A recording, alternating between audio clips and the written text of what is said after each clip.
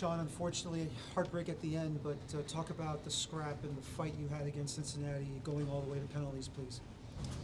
Yeah, it was an interesting match. I think we had the upper hand, and unfortunately, just some kind of mistakes on our end cost us the game. And I think we'll be better from it. And we had a great group of guys here, and we believe in each other. And I think it's a testament to these guys for getting this far. I mean, we were bottom of the table late May, and all these guys stepped up their game individually, and everyone's got better since then. And we made a great push to kind of get into the playoffs, and it's a disappointing result.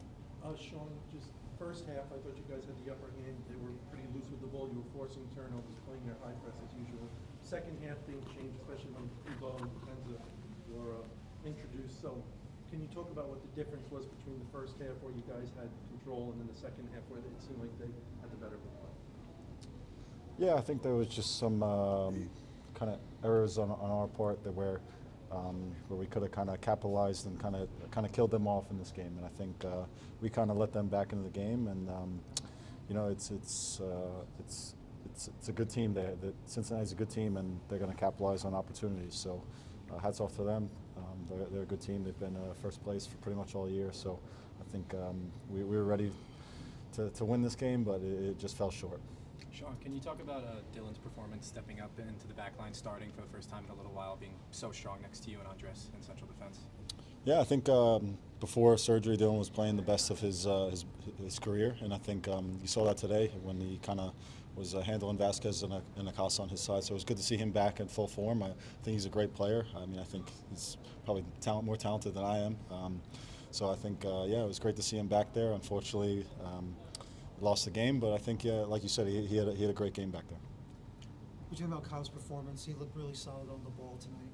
Oh yeah, Kyle's he's one of the most athletic guys that I've seen. I think when you watch him run up and down the sideline, there's kind of nobody stopping him once he gets going and gets momentum.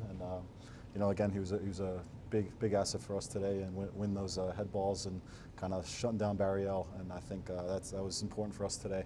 And Kyle's a great player. Obviously, penalty shootouts are a crapshoot. Just talk about how tough it was to see. You guys had two chances to force a third game, and you guys don't take that chance. Just talk about how tough that was for the guys.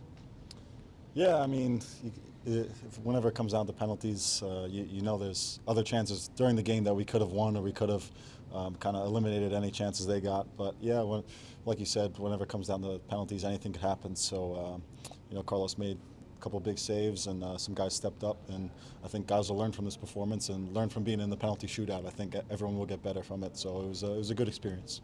Sean, looking back from the beginning of 2023, how would you assess your year so far?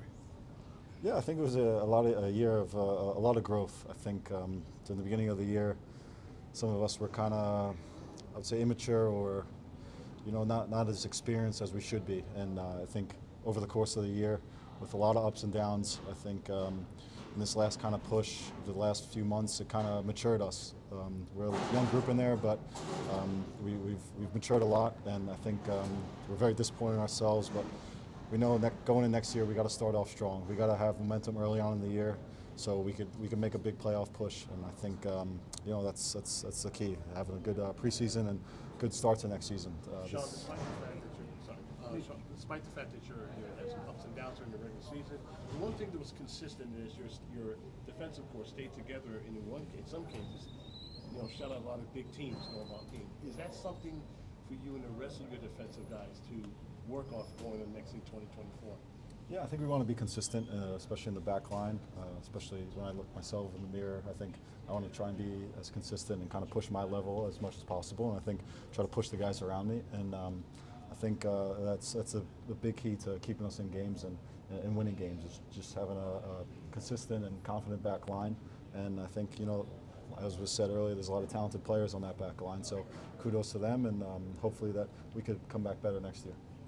Do you think this is the toughest Red Bull squad that you've been a part of, considering how challenging this year was? And I know COVID was an issue years ago, but considering what you guys went through, is this one of the toughest games you've seen?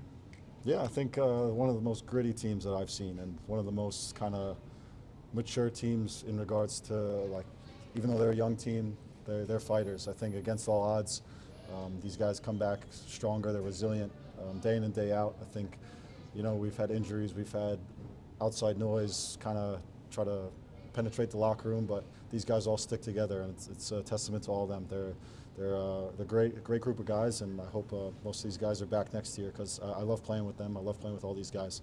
They're great teammates, and I'm proud to call them my teammates. Thank you. Thank you.